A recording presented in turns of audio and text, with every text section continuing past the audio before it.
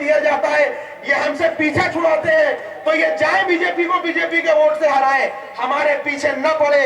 यही आपके बात लेकर के आए हैं आपके पास कि हम मुसलमान, अगर वोट का समुंदर है, अगर हम 21-22% है, तो हमें जरूरी नहीं है कि हम समुंदर है तो हम नदी नालों में जाके मिले। उन्हें जरूरी है, उनके लिए जरूरत है कि वो हमारे पास आकर के मिले।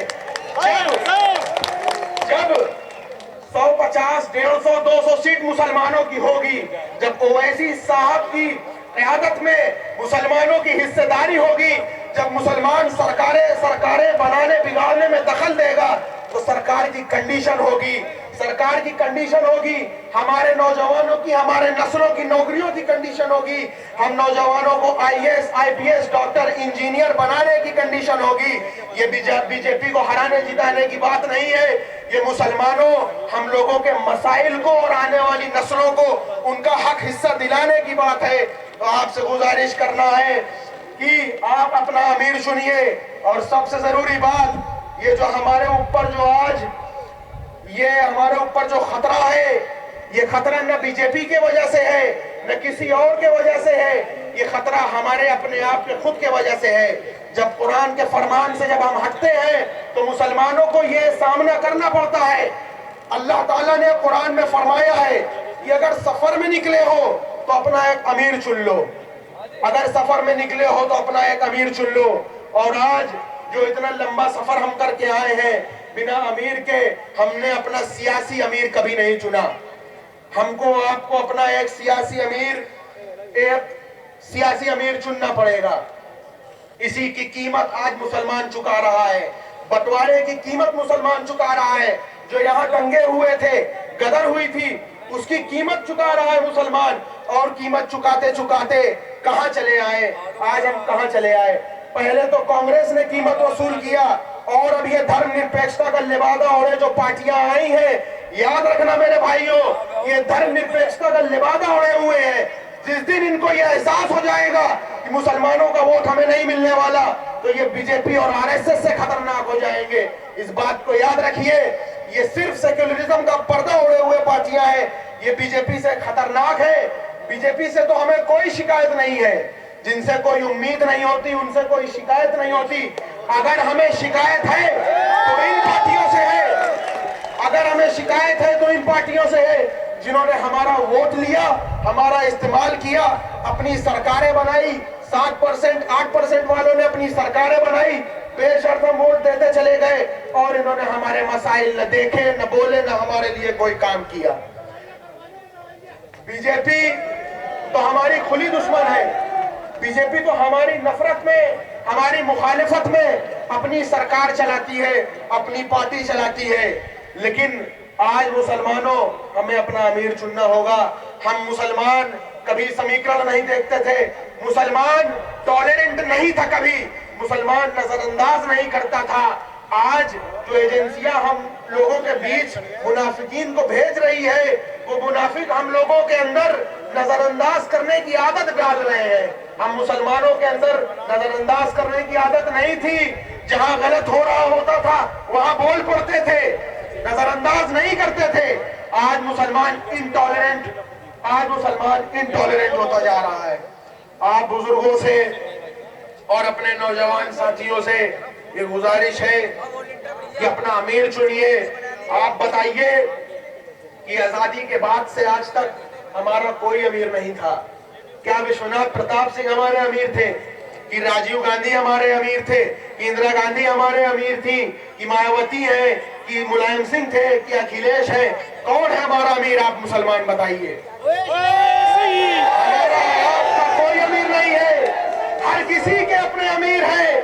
हर किसी की जो गली मोहल्लों में दबाई हुई आवाज है, उसे उठाने के लिए उनका एक लीडर है, उनका एक अमीर है, उनका एक कायद है।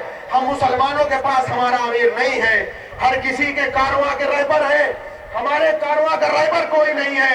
हमें अपना अमीर तो चुनना ही होगा भाइयों, हमें अपने कारवां का रहबर चुनना होगा। हम मुसलमानों को यह एहसास करना पड़ेगा कि जो मुसलमानों पे खतरा है वो बहुत बड़ा है। मुसलमानों के ऊपर जो खतरा है वो जात बिरादरी फिरके पूछ के नहीं आने वाला, वो ये देख के आएगा कि कलमा किसने पढ़ा है, वो कलमा देख करके आएगा, बिरादरी और जात और फिरके देख के नहीं आने वाला। तो आपको जरूरी है कि आप अपना एक अमीर चुने जो आपके गली मोहल्लों की आवाज को ऊपर तक ले जा करके आपके लिए हक की बात करे, आपके लिए लड़े। अली भाई तुम संघर्ष करो, अली भाई तुम संघर्ष करो, हम तुम्हारे साथ हैं। और ये भी कहा गया कि एक ही सफ में खड़े हो गए महमूद व अयाज, न कोई बंदा रहा न कोई बंदा नवाज। इस बात में इतना दम था कि हमारे बाबा साहब भीमराव अंबेडकर साहब जो है छुआछूत से घबरा करके इसी मेरठ की सरजमीन पर मुसलमान होने जा रहे थे। गांधी जी को वो बहुत मानते थे, गांधी जी कलकत्ता में थे, गांधी जी को पता चला कि बाबा साहब मुसलमान होने जा रहे हैं तो गांधी जी दौड़ते हुए आए, जल्दी से आए और बाबा साहब को मनाने लगे। बाबा साहब बहुत मानते थे गांधी जी को, गांधी जी मनाने लगे तो बाबा साहब ने कहा कि मैं सनातन धर्म हिंदू धर्म में पैदा तो हुआ हूं लेकिन मरूंगा नहीं, हिंदू मरूंगा नहीं। तो गांधी जी ने कहा कि आप बौद्ध हो जाओ। गांधी जी से बड़ा हिंदुओं का हमदर्द कौन था, इनसे बड़ा गांधी जी से बड़ा हिंदुओं का पैरोकार कौन था। लेकिन गांधी जी जानते थे कि मुल्क को अगर सेक्युलर न रखा गया तो यहाँ दंगे होते रहेंगे, फसाद होते रहेंगे, गदर होती रहेगी। गांधी जी जानते थे कि अगर ये देश सेक्युलर न रखा गया तो देश की तरक्की नहीं हो पाएगी, यहाँ धर्मनिरपेक्ष रखने में ही देश तरक्की करेगा। वरना आज बाबा साहब अगर 36,000 जाटवों को लेकर के मुसलमान हो जाते तो आज कई लाख की संख्या में हमारे जाटव भाई मुसलमान होते। लेकिन जो बिरादरीवाद की वजह से था उसको देख करके और गांधी जी के कहने पर बाबा साहब बौद्ध हो गए। और यही हम कहने आए हैं कि हम इत्तेहाद की बात लेकर के आए हैं, मुत्तहिद होने की बात लेकर के आए हैं। लेकिन ये जो गांधी जी के लोग खिलाफ के हैं, गांधी जी को उल्टा सीधा बोलने वाले लोग, गोडसे की जिंदाबाद करने वाले लोग, ये लोग आज गोडसे की जिंदाबाद करते हैं।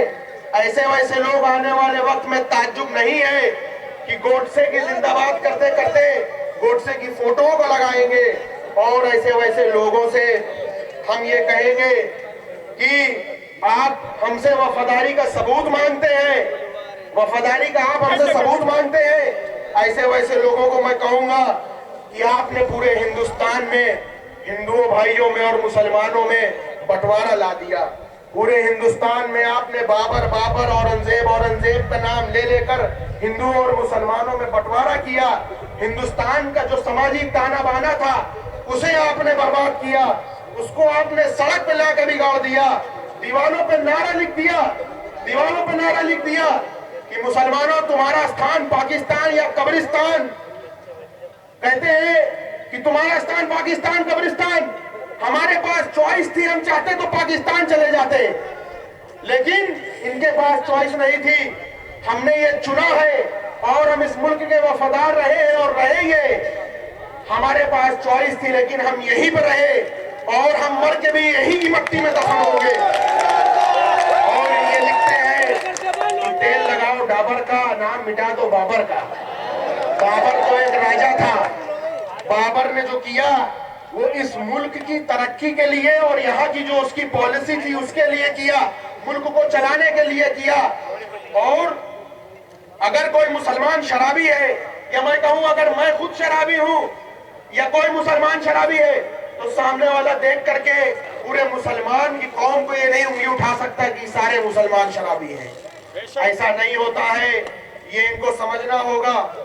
और इनसे मैं कहना चाहता हूं कि आपने जिस मैदान में मौका दिया उस मैदान में हमने पूरे हिंदुस्तान का नाम रोशन किया, अपने देश का, अपने मुल्क का नाम रोशन किया। अगर आपने हमारे हाथ में बल्ला दिया तो वर्ल्ड कप जिता के लाने वाला अजहरुद्दीन हो गया। अगर आपने हमारे हाथ में तबला दिया, अगर आपने हमारे हाथ में तबला दिया तो तबले का सबसे बड़ा उस्ताद अजमत अली खां हो गया। अगर आपने हमारे हाथ में शहनाई दिया तो हिंदुस्तान का नाम रोशन करने वाला बिस्मिल्लाह खां हो गया। अगर आपने हमारे हाथ में ब्रश दिया तो दुनिया का सबसे बड़ा फनकार फिदा हुसैन हो गया। अगर हमारे हाथ में आपने बंदूक दिया तो पाकिस्तान का सबसे ज्यादा टैंक तोड़ने वाला वीर अब्दुल हमीद हो गया। अगर आपने हमारे हाथ में कलम दी और मौका दिया तो आपके लिए न्यूक्लियर बम बनाने वाला एपीजे अब्दुल कलाम हो गया। कहां कहां हमारा इम्तिहान लोगे। हिंदुस्तान की आजादी के बाद से आज तक हम लोग वफादार रहे हैं और वफादार रहेंगे। मुल्क के लिए हमेशा रहे हैं और हमेशा रहेंगे। और आपने ये कर करके लेकिन हमारे बीच बंटवारा कर दिया। हमसे अगर वफादारी का सबूत चाहते हो, अगर ये कहते हो आज भी कि हम वफादार नहीं है, तो जैसा कि मेरे वालिद ने कहा और मैं भी कह रहा हूं कि बना दो एक ब्रिगेड, बना दो एक बटालियन। पाकिस्तान तो कुछ भी नहीं है, दे दो हमें उसमें हिस्सेदारी, ले चल के खड़ा कर दो चीन के बॉर्डर पर। अगर हम शहीद हो जाएंगे लेकिन हम वफादारी से पीछे नहीं हटेंगे। हम हमेशा वफादार रहे हैं। हम कहेंगे कि लेके चल के हमें लगा दो चीन के बॉर्डर पर, फिर हमारी बहादुरी देख लो, हमारी वफादारी देख लो। हमारा जवान वीर अब्दुल हमीद से ज्यादा दिलेरी से लड़के दिखाएगा। और ये लोग अगर तो भी नहीं मानते हैं तो इनको मैं ये कहूंगा कि ये इतिहास के पन्नों को उठा के देख लें। इतिहास गवाह है कि बहुत बेहतर से भी बेहतर इमामत हमसे सीखी है। सियासतदार ने अच्छी सियासत हमसे सीखी है। अभी शागिर्द हो, उस्ताद को नादान समझते हो। इस हिंदुस्तान पर सबने हुकूमत हमसे सीखी है। निछावर कर दिया है बख्त और टीपू ने यहाँ सब कुछ। वफादारों ने मुल्कों की वफादारी हमसे सीखी है। हमें कानून सिखलाते हो। हम हैं उमर बिन खत्ताब के आशिक। तुम्हारे जजों ने तरकीब अदालत हमसे सीखी है। सिखाया था मेरे अकबर ने होकर करबला के दिन। जवानों ने जवानी में शहादत हमसे सीखी है। अकेले रह के खैबर को मिटा डाला था हैदर ने। जफा की राह में बगावत हमसे सीखी है। जो तुम कातिल बुलाते हो हम मोहम्मद के गुलामों को, हकीकत ये है कि तुम सब ने मुरव्वत हमसे सीखी है। आपसे यही कहने आए हैं कि अपना एक कायद, अपना एक अमीर चुन लीजिए। मेरे वालिद यही मलाल करते हैं कि हम इनके पीछे चलते चलते अपनी जिंदगी निकाल ली, लेकिन मुसलमानों को ठीक उसी तरह से ये निकाल फेंकते हैं जिस तरह से दूध में से मक्खी निकाल के फेंकी जाती है। आप लोगों से गुजारिश है कि जब हम यहाँ मजबूत हो जाएंगे तो जैसे हमें दूसरों के पास जाना पड़ता है, इंशाअल्लाह दूसरे हमारे पास आएंगे और हमारी सरकार में हिस्सेदारी होगी। यहाँ पर हमारी हिस्सेदारी होगी और जब यहाँ से शुरुआत होगी, बिहार में शुरुआत हो चुकी है, इंशाअल्लाह ताला वक्त दूर नहीं है जब हम अपनी हिस्सेदारी, अपना हक खुद से लेने लायक हो जाएंगे। बहुत बहुत शुक्रिया।